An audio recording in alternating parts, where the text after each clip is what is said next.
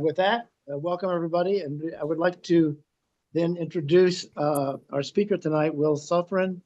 He's a sailor, author, and presenter, and will be talking to us about All Hands on Deck, which I believe, as I understand, is an experience that he had a few years ago, bringing a ship, an old classic wooden square sail ship from the Pacific around to, I believe it was to Bristol, Rhode Island, and the adventures that they had along the way. I might just say that Will is a master shipwright who's taught at MIT, has built boats for Billy Joel and Estee Lauder. He's a former professional sailor and licensed captain, and has tracked more than 30,000 blue water miles. Today, he is a freelance writer, has written for numerous maritime periodicals like Classic Boat Magazine, Cruising World, Latitude 8, Ocean Navigator, Pacific Yachting, Points East, great magazine, Sea History, another great magazine. Anyway, without further ado, I'll turn it over to Will. Take it away. Oh, great. Well, thank you for having me. One question is, I'm a little curious because I see like lots of people who are online, kind of when you turn on your mic or do something, it interrupts. I don't know if you want to mute your computers and devices so that we don't have any interruption. It's exciting to present to you guys my story. It's about, I won't go too far into it here because we'll just hop into the presentation, but it's about probably one of the greatest adventures of my life. And fortunately, 3 of us had video cameras on board. So tonight I'm going to get to show you guys some great photos and then some pretty remarkable film footage. What I would like to ask is that everybody hold any questions, comments until the end of my presentation. And then what I'll do at the end is I'll field your questions or comments and be happy to kind of answer whatever I can for you guys. So without further ado, I'm going to share my screen and we'll get this presentation going. Okay.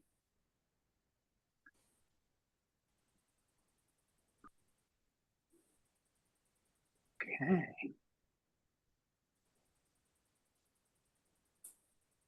And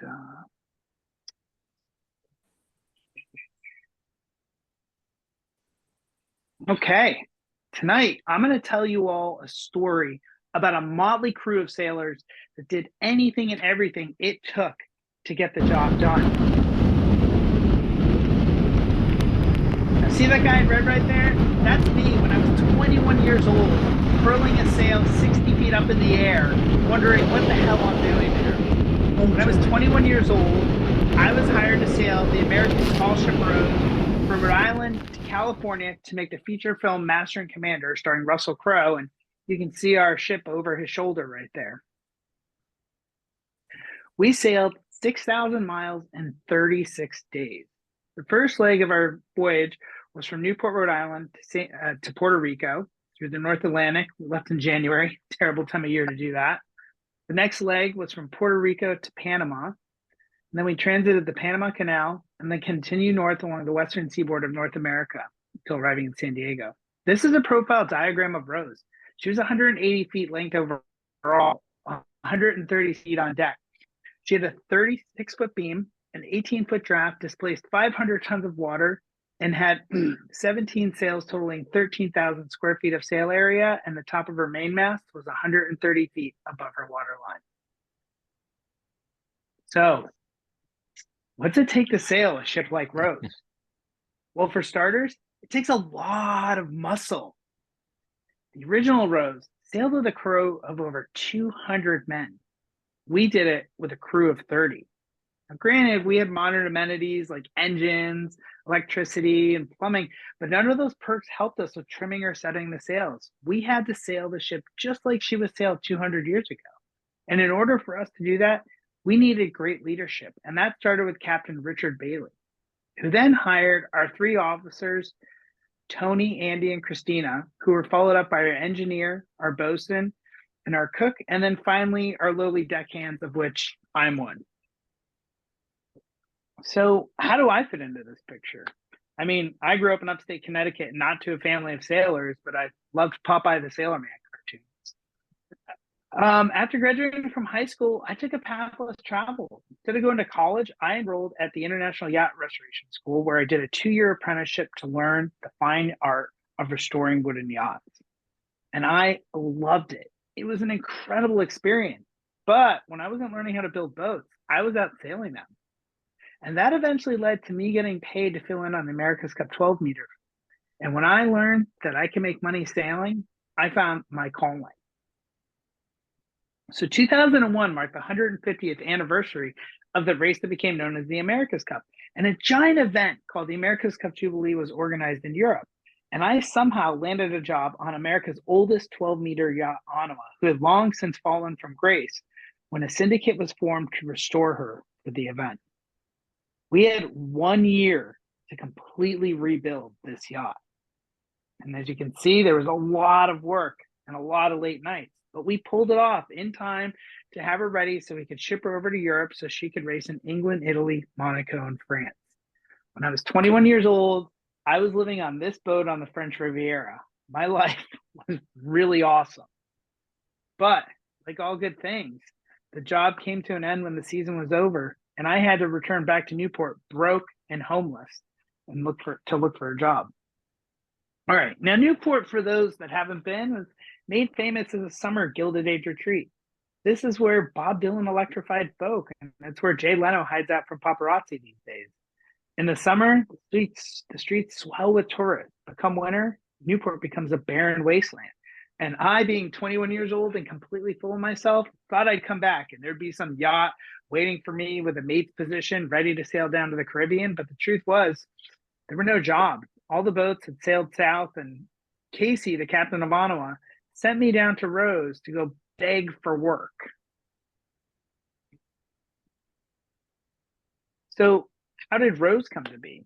Well, in 1969, historian John Millar, only 24 years old at the time, commissioned acclaimed shipbuilding yard Smith & Rowland of Lunenburg, Nova Scotia, to build a replica of the 1757 HMS Rose for the American bicentennial celebration. Rose was built for a mere $300,000. That's equivalent to $2.4 million today. Despite the skepticism, Millar pulls it off and delivers Rose in time for the event. Here we see her docked in Newport's downtown waterfront during the bicentennial. And here we see her on a period postcard. But what happens when the event's over? I mean, there's no plan for the ship. And she falls into a terrible state of disrepair and decay. And almost a decade goes by until Connecticut businessman Kay Williams purchases Rose. Now, Williams is the owner of Captain's Cove Seaport, located in Black Rock Harbor, Connecticut. And he tows Rose down into Long Island Sound, sets her up in front of his seaport, and hires Captain Richard Bailey, highlighted in the circle here. And together, they put together a crew and they rebuild the ship while she's floating in the water from the waterline up. The project was immense and it became a community effort. But eventually, Williams' goal was achieved when the United States Coast Guard certified Rose as America's only Class A sailing school vessel. She then goes on to offer various sail training opportunities to the public until she was acquired by 20th Century Fox to make the feature film Master and Commander. All right, let's bring you back to 2001. Now, Rose is literally the antithesis of all my ambitions. I want absolutely nothing to do with her, but I don't have a choice. Casey tells me to ask for a man named Tony. Now, I've got visions of a guy with beard and a raspy voice and tattoos, someone who looks like this guy, right? Instead, I get introduced to a young Tom Cruise lookalike who's oddly normal and cool. And after talking to me for a few minutes, he invites me down into the ship. And we walk down 2 flights of stairs and we come out onto the gun deck, which is sort of like the living room of the ship. This is where the crew that hangs out and eats their meals and laments about how hard life is on board. And as we're walking forward, Tony's asking me questions and he brings me up to the bow and he opens up this little hatch and it leads down to this little compartment that we can't stand up in. And this is where it happened. This is where he offers me the job. For 25 cents an hour and all the salt water I can drink, I can sail to Hollywood to make a movie. Now, Tom Rothman is one of the most accomplished men in Hollywood. At the time, he was the co-chairman of 20th Century Fox. Today, he's the CEO of Sony Motion Picture Group. Rothman's responsible for some big movies. Movies like Much Ado About Nothing, Titanic, Avatar. And guess what? He loves Patrick O'Brian movies. Or books, sorry. So who's Patrick O'Brian? Well, for starters, he's an Irish author, English author who pretended to be Irish. O'Brien's best known for his 20-book Aubrey Maturin series framed around the relationships of Captain Jack Aubrey and Stephen Maturin during the Napoleonic Wars. Now, Rothman read all the books, bought the rights to make a movie, and spent nearly 10 years trying to figure out how he was going to pull it off. That's where acclaimed film director Peter Weir comes in. Now, Peter Weir recently won an honorary Oscar for his work in movies like Witness, Dead Poets Society, and The Truman Show. Rothman pitches Weir the job 3 times before he finally says yes. But with an agreement in place, Weir set off to go find the starship of his movie. And he went to the Tall Ship Festival in Nova Scotia 2000, where he found Rose, the very ship that O'Brian himself said was much like the Surprise that he wrote about in his books, as depicted in this painting by marine artist Jeff Hunt. With his ship secured, Weir got to work writing the script for the movie.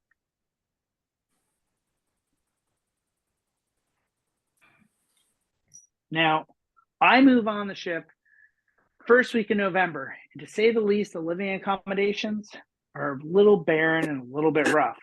Fortunately, I was able to convince my best friend Jared to take the job with me because, in all honesty, I was too chicken to take it alone. A few days after moving on to the ship, we motor over to Newport shipyard so we can begin a major refit to prepare the ship for the journey. First item on the list was repowering the engine. And that meant setting up an I-beam on our gun deck so that we could set up chain lifts and lift the engines up out of the engine room. The engines are then slid forward on a dolly so they can be hoisted out of our cargo hatches using a large crane. Days later, our new Caterpillar 3406 diesel engines arrive, and they in turn are lowered into our ship so we can bring them down into the engine room and mount them in place. Now, while all this engine work's going on, I'm the ship's carpenter, so I'm tasked with rebuilding the mast partners, which are the structural element up at the mast that sort of prevent it from shredding the deck to pieces. Days later, Rose is towed over to the railway so we can haul her out of the water and begin the long list of underbody items that need to be completed. Soon, scaffolding's built around the ship, chainsaws, irons, mallets, everything, you name it's broken out. And we're taking the bottom apart, and our work list keeps growing longer and longer and longer. But fortunately, the officers have been aggressively recruiting crew members, and we become this melting pot, a smorgasbord of personalities. Some for the good, some for the bad. I mean, don't get me wrong. If my wife was here, she'd tell you all that my personality is a bit of an acquired taste. But we were all hired to do a job, and we all had to learn how to get along. And we figured it out. I mean, living and working together is challenging at times, to say the least. But it wasn't all so terrible. I mean, we definitely had great moments. Like here we've got Captain Bailey washing his dog Jackal in the galley sink. And here we see our ship's tree lashed to the Christmas tree lashed to the ship's wheel. But after 2 months of hard work, we can see the fruition of our labor coming to be. Rose is ready to be put back in the water. And soon she floats. Now, to reward us for all the hard work we've done, the officers throw a costume-themed farewell party and provide copious amounts of rum. And we have a great time, as you can see in the pictures. But still lingering in the back of our minds was, when were we going to get underway? There was no good weather window, and the production company was pressuring Captain Bailey to get off the dock so we didn't delay production of the movie. We depart from Newport on a cold, blustery January afternoon. Don't miss days like that.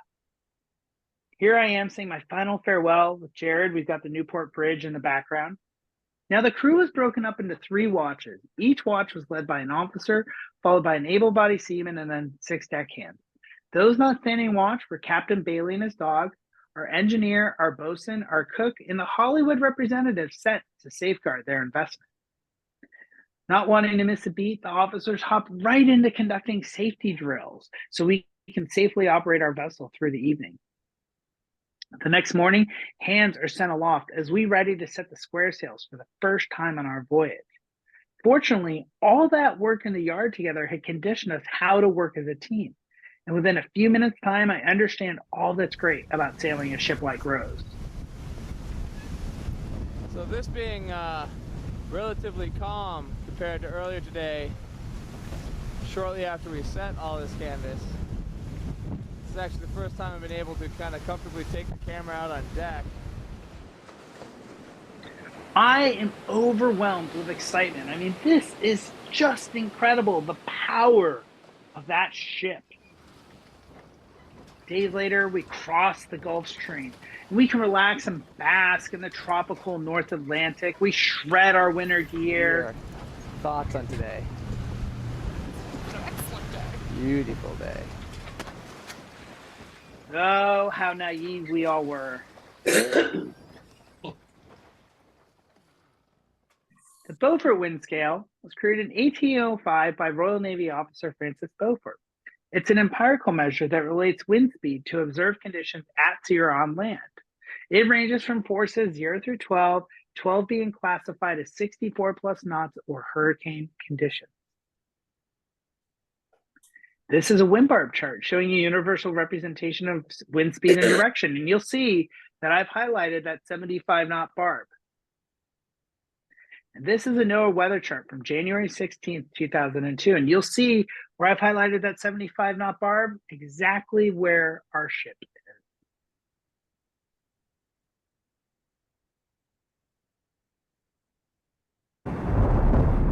This is what hurricane conditions look like on a ship like Rose. Now, that guy in red, that's me again. Having just inspected our forepeak, I'm walking aft, and I'm having a great time. I mean, I was 21, naive of the situation, and just making the best of every moment. You know, I can't say everybody was having a good time on board. In this ship, you're going to see Rose do a 60-degree roll. Everyone stand by.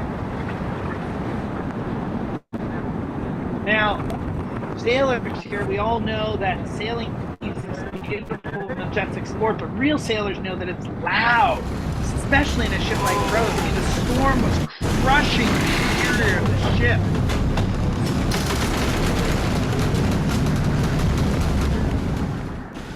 Scott here is explaining why the lights are out behind him. We had to kill most of the electricity in the ship because at this point, we're taking out so much water that electrical fires are starting in the ship. At this point, the crew has been forbidden from sleeping in the ship, and everyone has been told to put on sunscreen and hydrate. Here we are, we're back up on deck. The seas have built to 30 feet. The camera footage you're seeing was shot at 20 feet above the ship's waterline. Sailing a ship like Rose, it's miserable in weather like this. It's not yachting. There's no Bimini or Dodger. There's no autopilot. You just got to be out there and take it. Here we've got a shot of our helmsman. We had 2 helmsmen on the wheel at all times. Sometimes a third had to even hop in. And here we can see Captain Bailey wedged on the port quarter. Now look at how much rolling our ship is doing. Watch that horizon disappear. But as the day goes on, we acclimate. We get used to it. We're having a great time. We're telling jokes. I like this shot because, again, look at the pitching we're doing. Watch that horizon disappear.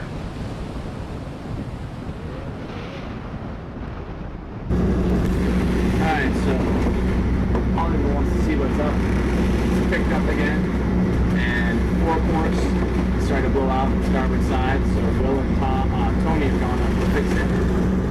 So John has just explained that one of our square sails has come unfurled, and Tony taps me to go with him. Now I don't get it. There's 30 people on the ship. I am definitely not one of the more experienced sailors on board. Now, what that meant was we had to free climb 60 feet up and then 30 feet out onto the end of the yardarm.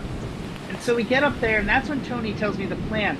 The plan is that we are going to jump on the sail and punch it as hard as we can while wrapping ourselves around it. I mean, that's the plan. I'm kind of freaking out a little bit, to tell you the truth. Now, unfortunately, John takes the bag off of his camera while we're doing it, and you miss that rodeo show. But here you can see us.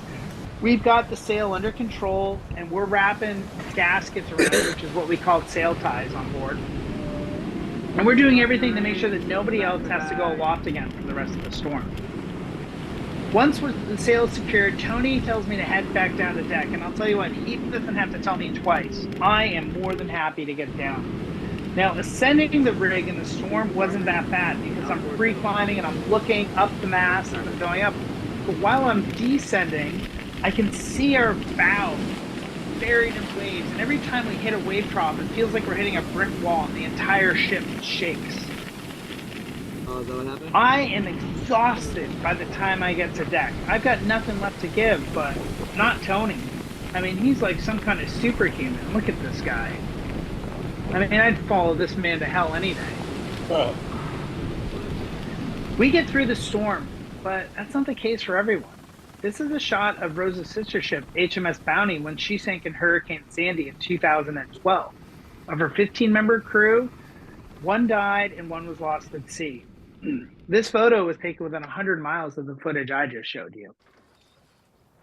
Well, it's hard to believe that flag was new 5 days prior, let alone that we were in such a dire situation 24 hours earlier.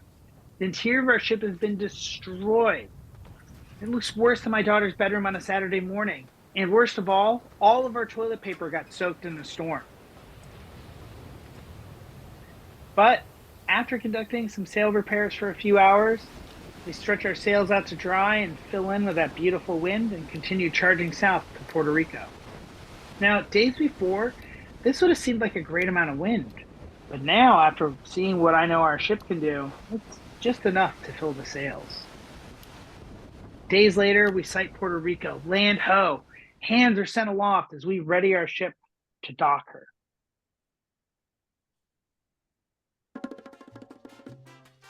Now, after having nearly looked death in the eyes in the North Atlantic, I am chomping at the bits to have some fun. I want to explore Puerto Rico. I want to meet the women. I want to go dancing. And then reality sets in, where I realize where we're going to dock Rose, which is like some half-abandoned ferry terminal that looks like the film set of Mad Max. Then adding insult to injury, we find out that we have a long list of repairs that we have accomplished. Because, you see, during the storm, this bit in yellow, the upright bit, that failed, and that held our bowsprit in place. That failing caused the bowsprit to push into the ship. We needed to slack the rigging, push the bowsprit out, temporarily shore the bit, reset the bowsprit, and retune all the rigging in just 2 days' time. Those not working on the bowsprit repair were sent off to rig up our topgallants, the highest square sails, for the next leg of our voyage. Now, we were given 6 hours off in Puerto Rico, and not wanting to miss a beat, we all pitched in and rented a minivan and went looking for a beach. And guess what? After sailing to Puerto Rico, we got lost trying to find that beach. Here we are asking a local for direction, but eventually we find the famed Rincon, and we're able to enjoy a few-hour reprieve from the oppressive conditions on the tall ship Rose.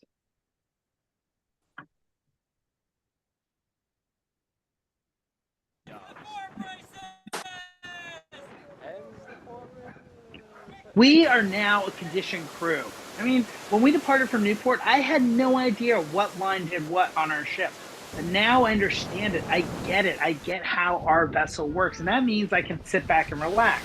And as any good sailor knows, that is when horrible things happen.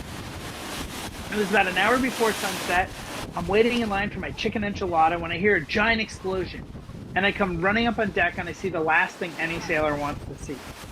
We had been dismasted under full sail in the middle of the Caribbean Sea. Here, we got a shot looking up at the mainmast. This was what I saw, with the main gallant broken over. Now, we've got this diagram right here, and on our mainmast, the highest sail there is our main gallant. Well, the mast there broke, causing the sail to fall forward. And that caused our fore gallant, the foremast, to snap. The problem was the explosion on the mainmast compromised the stability of the main topmast. So you would think that with a sail, a dismasting, you'd want to strike sail and bring it down to deck. The problem was we were worried that if we took down any more sail, that the entire rig would go over the side of the boat.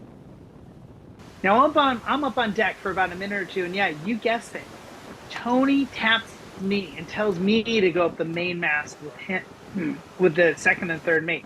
And again, there's 30 people on the ship. I don't get it. There I am, standing at the top, trying to figure out which side I'm going to jump off to when the mast goes over. Here, the camera's looking up at the foremast, and you can see Tony and our bosun trying to figure out how they're going to handle that rat mess.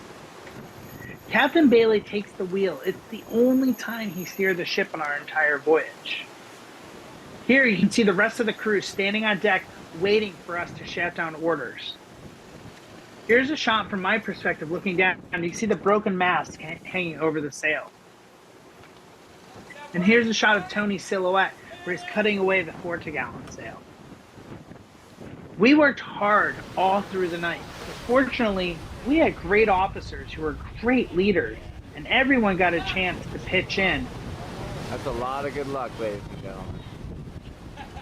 Well, we make it through the night without any more catastrophes. And the next morning, we work on downloading the broken elements of our rig to deck. We are exhausted, but we press on. 3 days later, we arrive in Colon, Panama, the Atlantic port entrance city to the Panama Canal. Now, fortunately, the owner of our boat's pretty wealthy, and that meant that we were able to hire a big crane to help us with the downrigging of the remaining elements of our rig. Now, working in Panama had to be one of the worst experiences of my life. The heat index was 125 degrees. I mean, you could feel your skin cooking all day long. Not to mention, we hadn't really gotten any time off. I mean, the crew's getting angry. The officers keep working us and pushing us, and there's no end in sight. I mean, here we see everyone after a long day of work, and that's a fake smile if I've ever seen it. Since departing from Newport, we'd only been given 6 hours off in Puerto Rico. In Panama, we were given 3 hours, and after a first hour, I was ready to leave. Now, the Panama Canal, for those that don't know, is an artificial waterway that connects the Atlantic Ocean to the Pacific Ocean, located at the Isthmus of Panama. To go through the canal, we were very lucky because we were given an evening slot, which meant a welcome reprieve from the oppressive sun. Transit in the canal means going through 3 ascending locks that bring you up to the center man-made lake in the middle. You then transit that lake, and then on the other end, go through 3 descending locks that bring you down to Pacific Ocean height level. The entire process took us just over 7 hours. Once in the Pacific Ocean, we motored out to the Panamanian island of Tobago. The next morning, I wake up in absolute paradise. It's incredible. And to reward us for all of our hard work, the officers tell us we've earned a half day off. Lucky us, right? Now, fortunately, I got to stay on the first watch, which meant I'd be free for the rest of the day. So once in the dinghy and headed to shore, I decided to go hike around the island and see if I could see any views.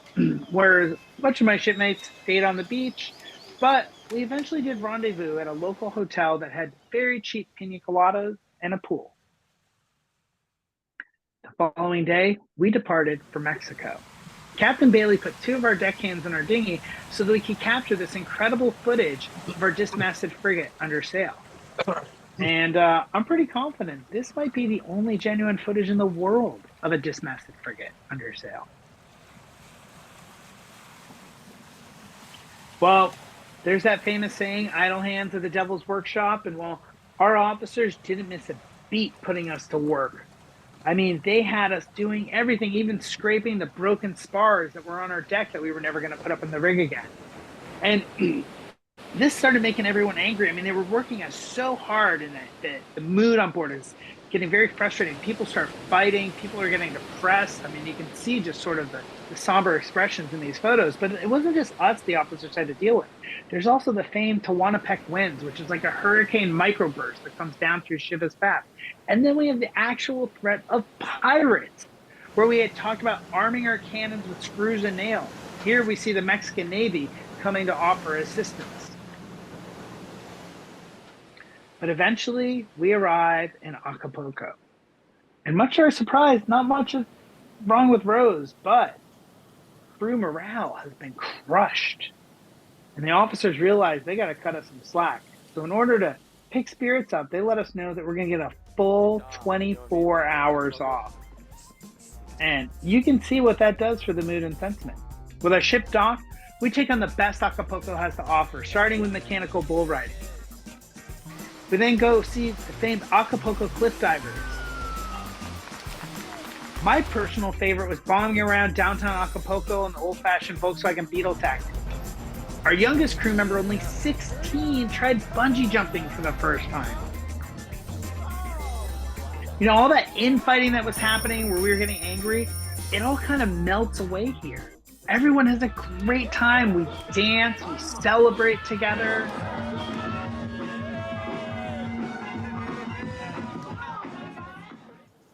Our voyage continues for 2,000 more miles. And you think Mother Nature would stop lobbing curveballs at us. I mean, check out this water spout. And in this photo, there's actually 3 water spouts in a row. And the further north we go, the more our ship breaks down. I mean, here in this next shot, you're going to see our headrails crumbling. We're using line to hold the ship together. But it wasn't all terrible. I mean, we saw dolphins. They made time to read books. And I even had time to play a prank on Captain Bailey by building a wooden fish. But eventually, we arrive in San Diego. And much like when we left Newport, the day is cold and gray. And the sentiment on board is mixed. Some of us are happy for having accomplished our mission, while others are sad because the rare chemistry and dynamic that we formed together will never exist again. And Rose is literally too broken to sail at this point.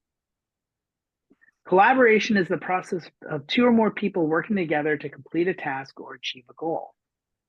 You know, I say, how did we pull this off? How did our officers get this motley crew of misfits together to cooperate? I mean, we sailed through some pretty fierce weather. We survived a dismasting in the middle of the ocean without anyone being horribly hurt or injured. We slept while others stood watch, and we learned while we were doing this.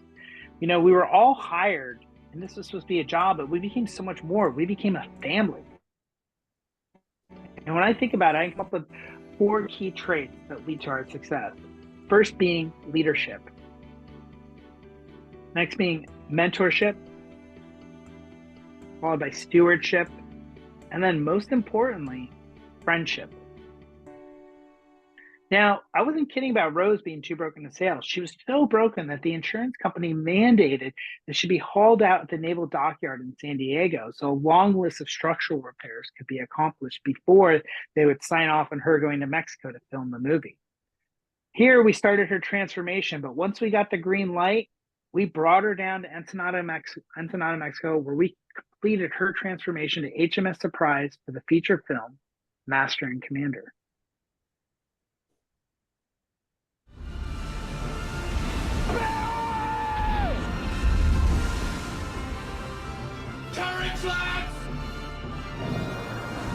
When we board, you'll take him out of the ship. Take him out of the ship. Thank you, sir. For home! And for the prize! See you afterwards. Let's fly!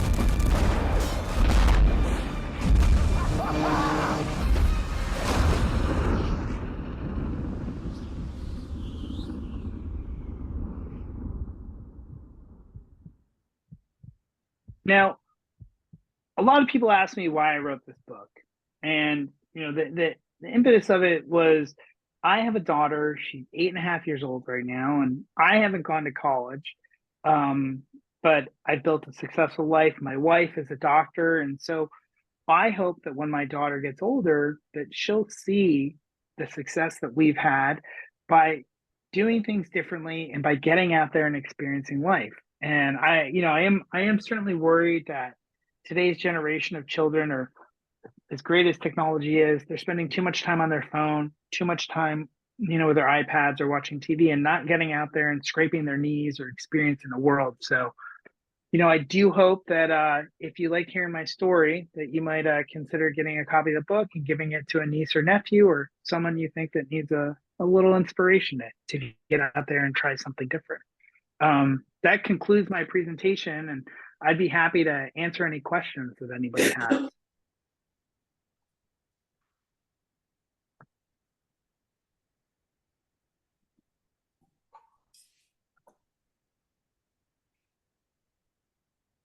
So, questions, anyone? Please. Yes. Yes, go ahead, Larry.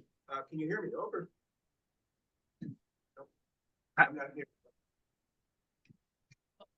Can you hear this? Hi, did you or any of the other people who sailed to Mexico sail a ship during the movie making?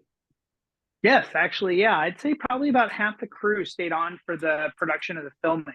I did not. I did get cast, but I got offered a job back in New England, and I had just done the real thing, and I wasn't interested in setting a sail 15 times for the perfect shot.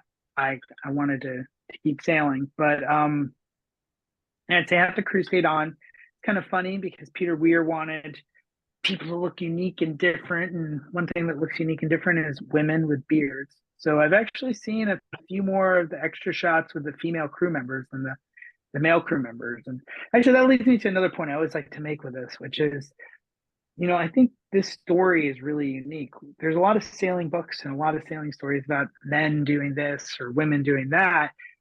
And this is a great story. We have a group of men and women living and working together on this ship. And I think that is one of the factors that makes this quite an unusual story.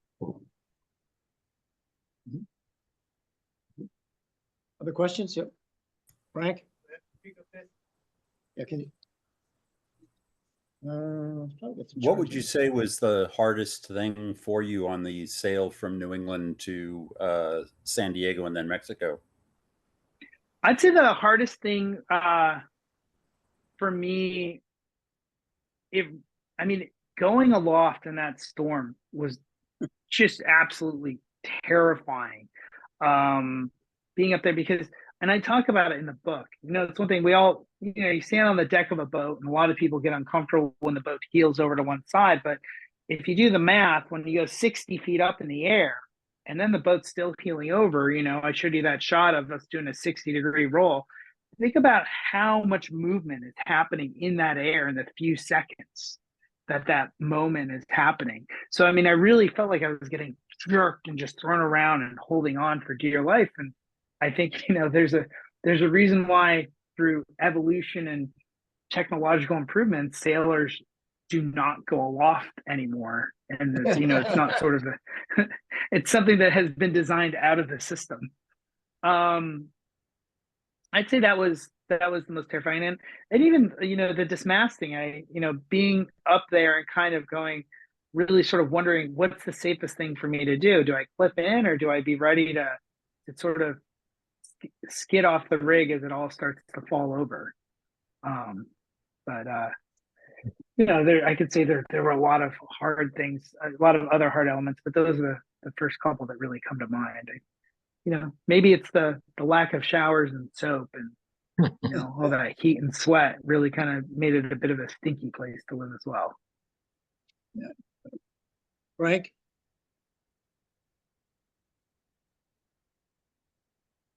Hi, John. Great presentation.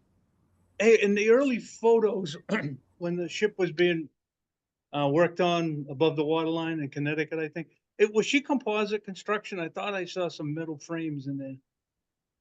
I could have been mistaken, but I could have sworn.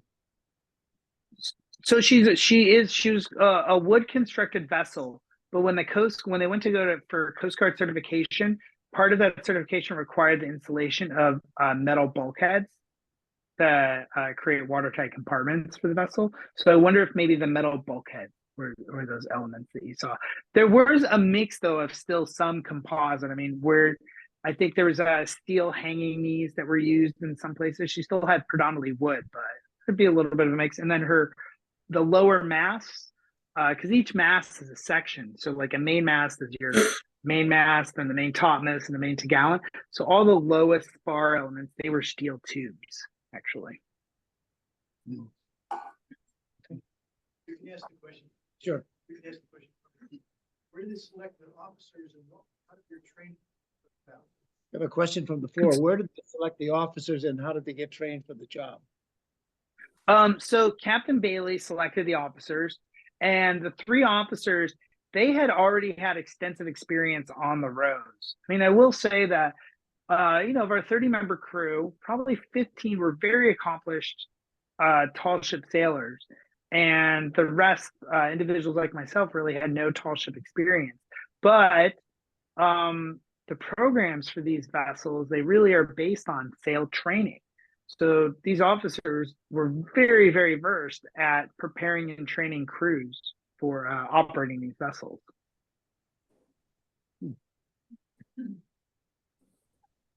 Do you still keep in touch with the other sailors? I stayed in touch with a few, like 3 or 4 of them over the years, and then when I started to write this book, I wanted to reach out to everyone because I wanted to interview everyone and get everybody's perspective. It was very important for me that this be an accurate representation of our experience. And so there were 30 of us on board. I was able to get in touch with 22 of the 30.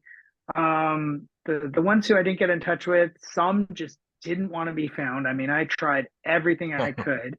And then some, like I said, with the acquired personality taste, some had no interest in still speaking with me all these years later. And I, you know, like if I told you that everybody got along, come on, we'd all know that that's not really true. You can't really create a pressure cooker and have that happen. But reconnecting, what it did though is it was a lot of fun to reconnect with everyone. We had a reunion last summer in Newport, Rhode Island, because of the book, where 15 of the crew members who were on the ship that are in the book, we had someone come as far as Spain to come do the event.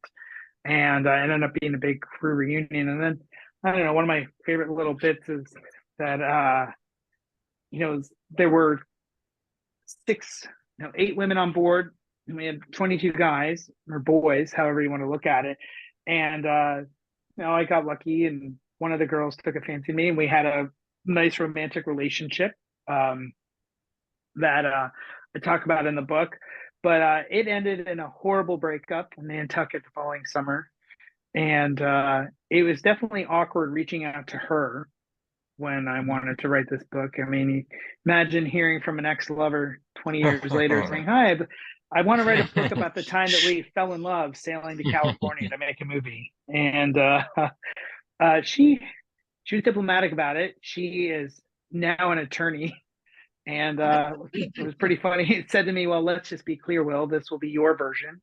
It doesn't mean what you write, what actually happened." So, but it's been wonderful reconnecting with my shipmates, because we all did it at a different period in our life, and a lot of us now are married or have families, and it was, I think, reconnecting with the crew is one of the best parts about this. This was an important experience in my life. It really was this life-threatening experience, and to reconnect with the people who were part of that years later is just a wonderful opportunity. Did you ever figure out or find out why Tony chose you to go up in the dangerous situations? I did. I wondered for years, and I wanted to ask him. So when I finally got to interview him for the book, I said, Tony, I said, why me? Why?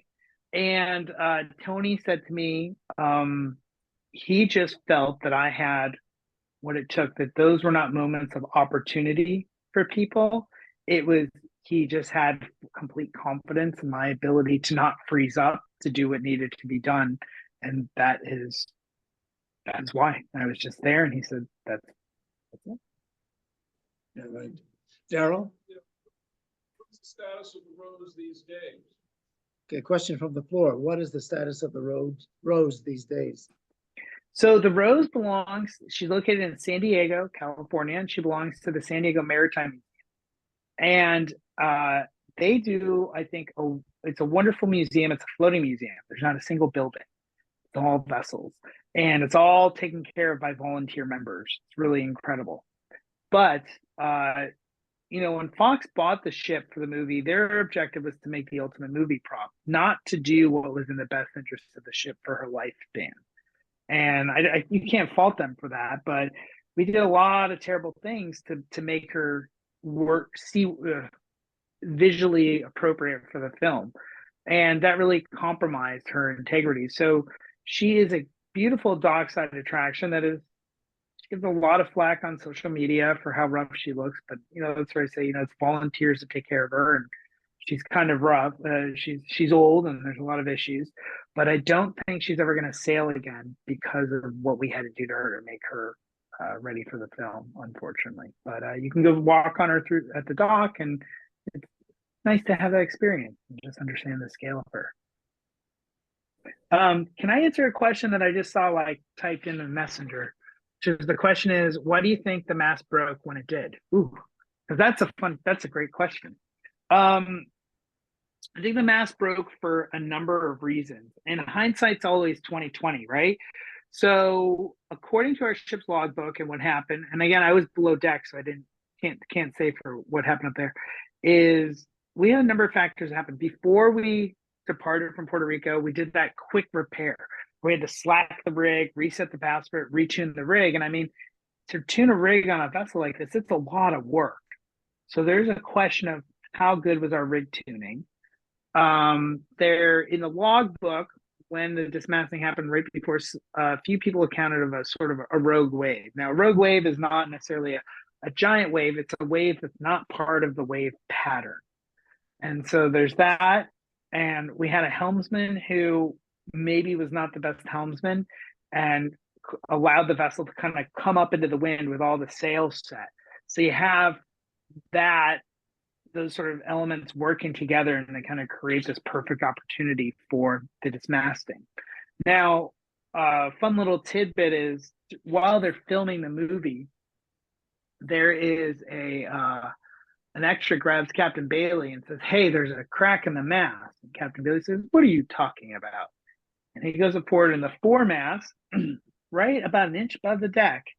There is a crack that goes about 60% around the mast. And every time the ship would pump in the water, you could see the mast open. And you could see in the crack, and you could see all this rust. And it was all the standing rigging that was holding the mast in place. Now, Captain Bailey thinks there's a good chance that that mast may have actually broken during the storm in the North Atlantic, or that could have been a result also of the dismasting in the Caribbean Sea.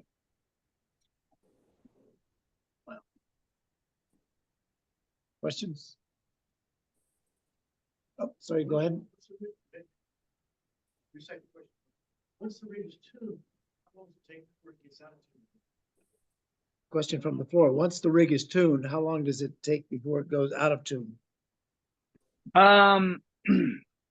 It depends.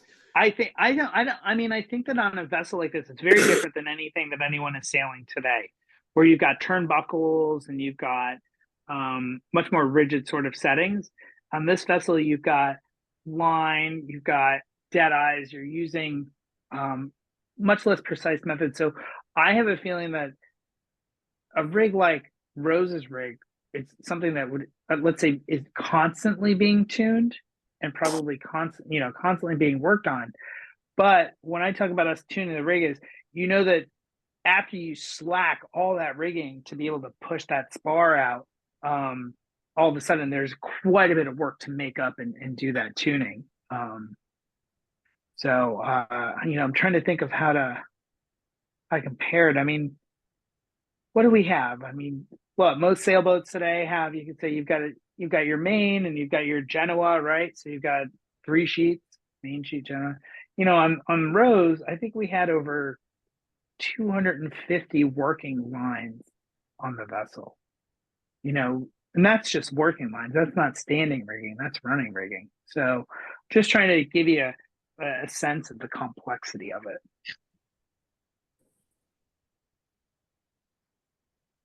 Are you still doing any sailing today? You find time for that? I am still doing sailing today. Last year was not much of a sailing year for me because of the book tour and all that. And I moved. I have a boat down in Marina del Rey. But we moved, and so we haven't really gotten to sail much, but I am doing the Newport Bermuda this year, and I've been invited out on the Coast Guard Eagle this year as well. Oh, great. One last question. What kind of speed did Rose make? I mean, we were doing anywhere from between 9 and 12 knots. I mean, she does have a long water line. We also we're really cranking along. When we didn't have wind, we absolutely were using engines, but whenever we could sail, we were sailing also.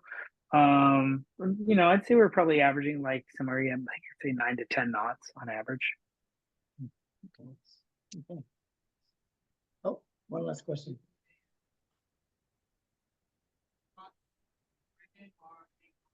Oh, question was the material for the rigging. Was it cotton, hemp, or synthetics? It was all of the above. I mean, we had steel standing rigging, and then we had, depending where you were, we had synthetic line for sheets. We were also still using though natural fibers throughout as well, like hemp, wool, seine twine. A lot of it we were covering in tar and constantly servicing. So it was depending on what sort of element it was. Yeah, there was that full spectrum of materials. One last question. Anyone? One last question? I got one. Nope. Why didn't they just make a movie on the East Coast? Well, so Fox owned, the Tom Rothman had made Titanic, and they had that big tank, and they actually didn't need the ship. We built a full scale replica of the ship in the tank that Titanic was used in. And that was always the plan because you have greater control because you're not actually trying to sail a vessel, you're trying to make a movie and create the experience. But one of Peter Weir's, his condition to take the job was they had to buy the ship. So they wanted Peter, so they bought the ship. And that's why that happened. But they wanted the ship. It made sense to have the ship on the West Coast with Titanic or with the ship in the tank, because then the crew didn't have to go too far and it was just more economic. Okay. Well, again, thank you very much, Will. It was a great presentation. Thank you. I really appreciate you guys having me, and thank you so much. And like I said, I hope please get a copy and give it to your school or give it to a kid that you think could use an adventure. All right. Thank you. Thanks. Thank you, everyone. Have a good Bye night. now. Bye.